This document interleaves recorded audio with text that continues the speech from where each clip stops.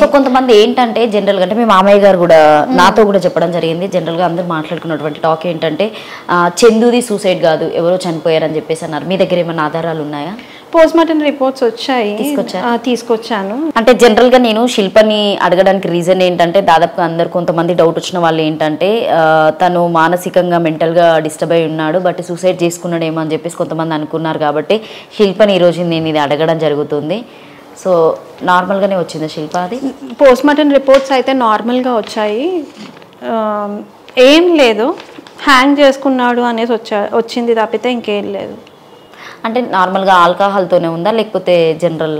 అలా ఏం మెన్షన్ చేయలేదు, కాకపోతే ఏదో బ్రౌన్ ఫ్లూయిడ్ ఇన్ స్టమక్ అని ఇచ్చారు. 20 ml of brown colour fluid is present with no specific smell.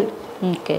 So చాలామంది కామెంట్లో కూడా అంటే జనరల్గా నన్ను కూడా అడిగిన వాళ్ళు ఉన్నారు. సో వాళ్ళ కోసమే నేను ఈరోజు చూపెట్టడం జరుగుతుంది. సో చందుది అయితే తనంతట తనే సూసైడ్ చేసుకోవడం జరిగింది. అది మానసికంగా అని కూడా చెప్పొచ్చు.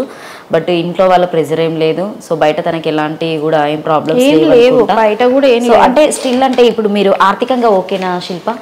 యాక్చువల్గా ఫైనాన్షియల్గా ఇప్పుడు సర్వైవ్ అవ్వడానికి అయితే సపోర్ట్ వచ్చింది. సో ఫ్యూచర్లో ఖచ్చితంగా జాబ్ చేస్తాను. అండ్ నాకు ఆన్లైన్ రీసెల్లింగ్ నేను ముందు చేశాను, జ్యువెలరీ కానీ ఇమిటేషన్ జ్యువెలరీ ఇంకా శారీస్ రీసెల్ చేశాను. సో అది ఉంది, కంటిన్యూ చేస్తాను ఒక 1 month. సో అంటే మీరు నాకు తెలిసింది ఏంటంటే కొంతమందికి కూడా మీరు పంపడం జరిగింది, అంటే హెల్ప్ చేయడం చెప్పడం, చందు ఇలా బిహేవ్ చేస్తున్నాడు కదా కొంచెం, అంటే ఎవరైనా అడుగుతూ ఉంటారు జనరల్గా ఫ్రెండ్స్ అయినా కావచ్చు, సీరియల్లో యాక్ట్ చేసిన పర్సన్స్కి.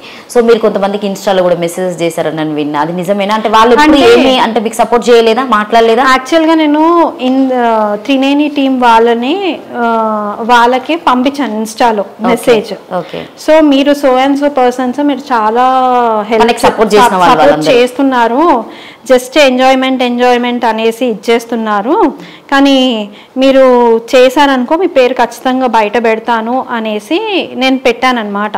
వాళ్ళు ఎలా రెస్పాన్స్ అయ్యారు మీరు అలా మాట్లాడినప్పుడు? వాళ్ళు చూసారు కానీ రెస్పాండ్ అవ్వలేదు. అంటే నార్మల్గా మీరు ఇన్స్టాలో పెట్టడం జరిగింది, వాళ్ళకి క్లియర్గా పెట్టడం జరిగింది. యాక్చువల్గా పవిత్ర జయరామ్ దాంట్లో యాక్ట్ చేసే పర్సన్స్ అయినా వాళ్ళు లేడీసా జెంట్సా? త్రినేని టీంలో ఉన్న వాళ్ళే, కానీ నేను పర్టికులర్గా ఫీమేలా మేలా అని చెప్పడం నాకు ఇప్పుడు ఆల్రెడీ ఇద్దరు లేరు, ఎందుకులే వాళ్ళ కెరియర్ ఎందుకు దెబ్బతినాలి. కానీ వాళ్ళు మాత్రం సపోర్ట్ చేయలేదు, జస్ట్ ఎంజాయ్మెంట్ లేదు. యాక్చువల్గా వాళ్ళకి తెలుసు తినకి ఫ్యామిలీ ఉంది, ఇతనికి ఫ్యామిలీ ఉంది, ఇతని ఫ్యామిలీ అంటే చాలా ఇష్టము అనేసి తెలిసిన తర్వాత కూడా వీళ్ళని ఎంకరేజ్ చేశారు. ఉన్నారు ఆ మెయిన్ క్యారెక్టర్స్ ఉన్నాయి, కానీ పేరు ఎక్స్పోజ్ చేస్తున్నాను అనుకోండి వాళ్ళకి ఇంకా. సో ఇప్పుడున్నటువంటి సమాజానికి ఏం చెప్తారు శిల్ప? లవ్ మ్యారేజ్ బెస్టా, అరేంజ్ మ్యారేజ్ బెస్టా? అంటే నీకు జరిగినటువంటి సిచ్యువేషన్ని చూసి. నేను లవ్ మ్యారేజ్ బెస్టా, అరేంజ్ మ్యారేజ్ బెస్టా అని నేను ఎప్పుడు డిఫరెన్షియేట్ చేయలేదు. ఏదున్నా కానీ ఏ రిలేషన్షిప్లో అయినా కానీ ట్రాన్స్పరెన్సీ ఇంపార్టెంట్.